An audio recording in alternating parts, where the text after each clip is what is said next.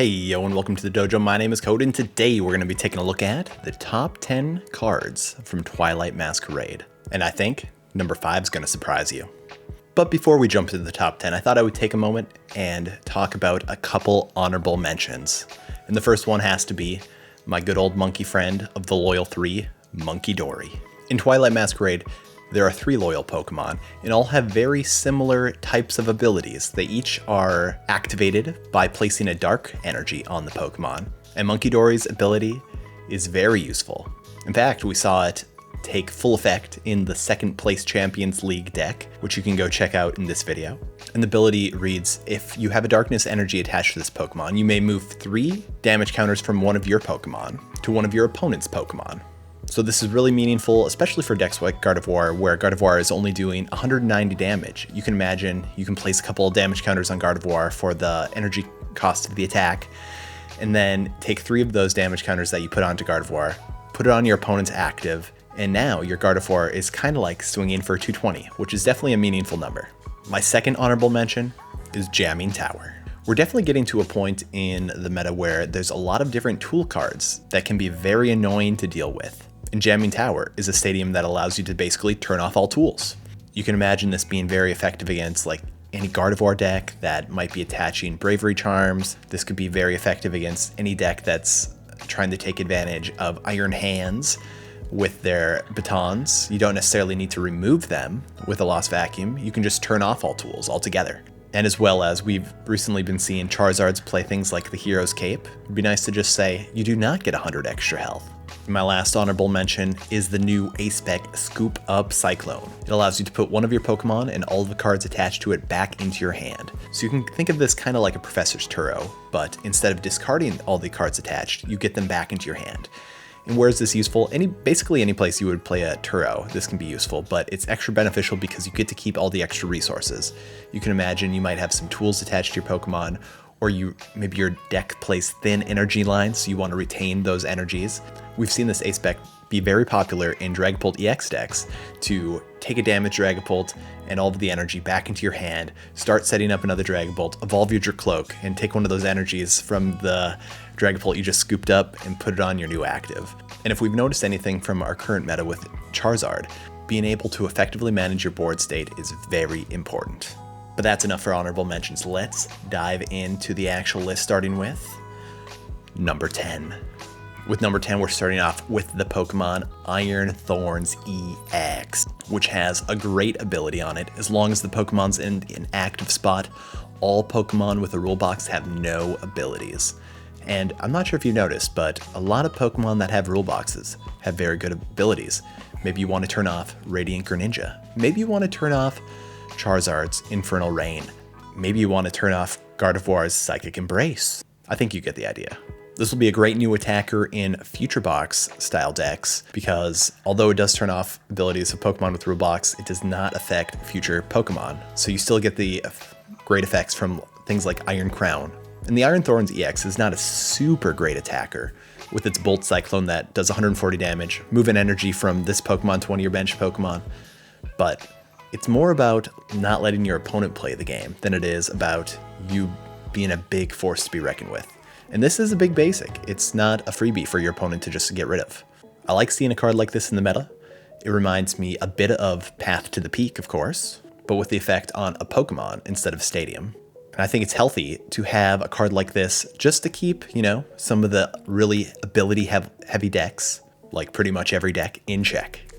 Number 9. Next up, we have one of the mainstays of the set, one of the Ogerpons, and in particular, the Water-type Wellspring Mask Ogerpon. The Ogerpon has 2 attacks. The first attack, Sob. During your opponent's next turn, the defending Pokemon can't retreat, and it does 20 damage for a colorless energy. Not super great. But what we're after is that second attack, the Torrential Pump for Water Colorless. You may shuffle 3 energy cards attached to this Pokemon into your deck. If you do, this attack does 120 damage to one of your opponent's benched Pokemon. Plus, it does the 100 to active. So it's kind of like a better Radiant Greninja with an attack like that, because it does more damage, and you don't end up discarding energy. You actually just put them back into your deck. This has already started to see a lot of play in Chi and Pow lists to have another attacker that can spread damage more easily. And also, it is becoming a new namestay in Lugia lists because of a card that we're going to talk about in just a couple minutes. Speaking of Lugia, the number 8 card on our list is finding a nice home in Lugia decks, and of that, of course, is the new supporter card, Carmine. And it reads, if you go first, you may play this card during your first, because it can bring consistency and allows you to, because it can bring consistency to your deck and allows you to break the rules of the game by being able to play a supporter card on your first turn going first. In decks like Lugia, that one of the core issues is not the power level, but the consistency of the deck, can really take advantage of a card like Carmine. You can imagine getting your Luminion out on your very first turn, going fetching the supporter and getting a fresh card to get better set up. Because if you get set up with Lugia, you're probably winning. And other decks can also take equally as good advantage of this card as well. And if you're having trouble with those pesky Lugia decks, I think number 7 is going to help you combat them. And that, of course, is the new, or should I say the old, item card, Enhanced Hammer. Discard a special energy attached to one of your opponent's Pokemon. I think it's pretty evident why this card is good. For Lugia, you'll definitely be wanting to be getting rid of a certain energy that we might be talking about in number 6. And with other decks as well, the new Dragapult deck coming out, there's been a lot of experimentation about what A-spec to play. Some people are playing the Neo Upper energy, so getting rid of that is important. You can imagine in lists like Giratina, if you're up against some other decks that might be teching against you playing a Mist energy, being able to smash the Mist energy away is important. As long as there's decks playing special energy in the meta, Enhanced Hammer will be important. And I've alluded to it a couple times, but number 6 is the new A-spec Legacy Energy. And what does it do? As long as this card is attached to a Pokemon, it provides every energy, but only provides 1 energy at a time. And also, once per game, if a Pokemon this card is attached to is knocked out by damage from an attack, your opponent takes 1 fewer prize cards.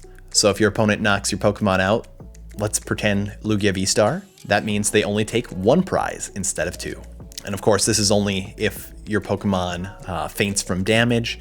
It does not activate if it's triggered from an effect. And also, notice it does have this extra text on it, which says it basically doesn't allow you to recycle that effect multiple times a game with something like a Silene, which that'd be very broken. But why is this card good? Well, rainbow energies are always good. That second effect is very good, but also this has given rise to Lugia to start really bubbling back up into the meta, because this allows Lugia to attack with a bunch of attackers that have a energy cost of 1 of a particular energy type. Think Raikou, that takes 1 lightning energy. Think that Wellspring Mask Ogerpon, that takes 1 water energy. Radiant Charizard, that takes a fire. I think you get the picture. By having a card like this, it enables a deck like Lugia and others to start being able to fulfill some energy costs that were very hard for the deck to otherwise fulfill. Because this card has been printed, I would say Lugia has become the second most popular deck in the Japan meta after Dragapult. And number 5, like I alluded to earlier, I think this is my spicy pick from my list, and it's a good card. Maybe others wouldn't rate it as high as I would, but I think it's pretty good. And of course, I'm talking about Kirin. And Kirin is one of those supporters that allows you to choose one of 2 effects. 1, switch your active Pokemon with one of your bench Pokemon, so a switch. 2, during this turn, your Pokemon's attacks do 30 more damage to your opponent's active Pokemon EX or active Pokemon V. So this card can serve a couple different purposes for different styles of decks. 1, it allows you to have a switch, but why would I want to play a supporter switch card? Well, maybe it's just something you have in hand. We've seen Serena be used in the past for similar things. It's one of those choose one. You can either kind of use it as a boss against a Pokemon V, or you can use it to discard your hand and get some fresh cards. And there are certain times, especially when you're maybe playing up against Control, that is earing away all your switches so they can leave a Pokemon stranded in the active. Having a card like Kirin, which they cannot get rid of, be a switch and can maybe end up winning you the game. And as well, a plus 30 damage modifier could be very relevant to fixing math. You can imagine this being important in a Charizard deck, so you can take 1 fewer prizes before getting that big knockout. It would allow a deck like Dragapult, where Dragapult normally caps at 200, to reach up to 230 to knock out pretty much any basic Pokemon EX. I don't think many people would be playing a lot of Kirin in their deck, but I think it's a very good card to play as a one of in most any deck. But let me know in the comments down below. Do you agree with this pick? I think this one's a little spicy. But let's keep going. We still got the top 4 to go. Number 4. I don't think this one's spicy at all. This one, of course, is our big old bear friend, Blood Moon Ursaluna. And what's special about Blood Moon Ursaluna is it has an ability very similar to Radiant Charizard, where as your opponent takes more prizes, the attack cost for this Pokemon go down. And Blood Moon Ursaluna has the Blood Moon attack that does 240 damage for 5 colorless energy. And during your next turn, this Pokemon can't use that attack again. But what's cool about this versus Radiant Charizard is it takes completely colorless energy. So this can fit into any deck. You don't need to play a fire energy or a rainbow energy to make it work. The downside, of course, is Blood Moon Ursaluna is an EX Pokemon. So if it's going down, your opponent's getting 2 prize cards. But a card like this, because of the effect, you're probably only ever putting this down as your way to win the game on your last turn. Blood Moon Ursaluna, I think, is going to make its way into a lot of decks over time. And now we're getting into the top 3. This is where it gets exciting. For number 3, I picked my little fish buddy, Tatsugiri, who has the ability attract customers. Once during your turn, when this Pokemon is in the active spot, you may look at the top 6 cards of your deck and grab a supporter card that you find there. So very reminiscent of Mysterious Tailed Mew that allowed us to look at the top cards and grab an item card. Tatsugiri does the same thing, but for supporters. And also he does have a little attack called Surf that does 50 damage, but you're probably never using that. Tatsugiri does have 1 retreat cost, so you're often going to be wanting to pair Tatsugiri with a rescue board, so you're able to get him in and out of the active spot more easily. But for any deck that might be struggling with some consistency issues, adding a Tatsugiri could really smooth out your experience. And maybe if you play one of those Carmine that we talked about earlier, you can even play a supporter you find on your first turn. Now, before we get to number 2, I will tell you this top 3 I think could have gone into any order. I think these are all great cards, but this is my opinion. Let me know down in the comments below how wrong I am about this whole list. But for number 2, I'm picking the new A spec. You love it. You hate it. It's the Unfair Stamp. An Unfair Stamp reads, you can play this card only if one of your Pokemon was knocked out during your opponent's last turn. Each player shuffles their hand into their deck, then you draw 5 and your opponent draws 2. 2 cards. That's not a lot. We've had similar effects, of course. We currently have cards like Roxanne, but where this is better than Roxanne is, with Roxanne, your opponent has to take 3 prize cards. Unfair Stamp. If your opponent takes a knockout on the first turn, you can just right away Unfair Stamp them, and maybe then you knock out one of their Pokemon, and then when it's their turn, they have 3 cards in their hand after drawing. Could be pretty hard to recover from. I think Unfair Stamp could be used at a lot of different points during the game, but when you're able to effectively get it off early, I think that's when it's going to be most beneficial for you and detrimental to your opponent. Which leads us to our number 1. And if you haven't guessed it by now, I chose Dragapult EX as the number 1. So what's important about this dude? Well, he's a stage 2 that has 320 HP. That's a lot of health. He has an attack for colorless energy that does 70. Knocks out any evolving basic pretty much. But then he has that Phantom Dive, which does 200 damage to your opponent's active Pokemon and allows you to place 6 damage counters however you want onto your opponent's bench. This single card is changing how all decks are probably going to be built. Why? A lot of evolving basics, at least the good ones, have 60 HP. So if you play those, Dragapult can not only do a bunch of damage and or KO your active, they're going to take out your evolving basics on bench, which is forcing a lot of decks to start playing their 70 HP variant, which just are always worse. Having Dragapult EX in the meta is checking a lot of decks and is helping breathe some new life into this upcoming meta. And of course, I would be silly not to also mention that it has a great stage 1, and that is Dracloak. Has the ability Reconnaissance Raid. Once during your turn, you may look at the top 2 cards of your deck, choose one to put into your hand and put the other one on the bottom of your deck. So it's a great card to cycle through your deck and grab the resources that you need as you need them without having to discard anything. There's a lot of ways that Dragapult EX is affecting the upcoming meta. But these are just my opinions. What are yours? Let me know down in the comments down below. And if you like this video, hit that like button.